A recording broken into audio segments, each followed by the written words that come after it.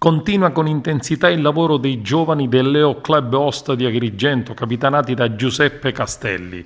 Raccolta degli occhiali, il progetto finalizzato alla donazione, come detto, degli occhiali usati per i paesi del terzo mondo, che ha visto interessati i comuni di Agrigento, Palma, Montechiaro e Porto Empedocle. Soddisfatto il presidente Castelli, che dichiara: il progetto sulla raccolta degli occhiali nasce da una collaborazione con le farmacie e le ottiche in città e nei territori indicati.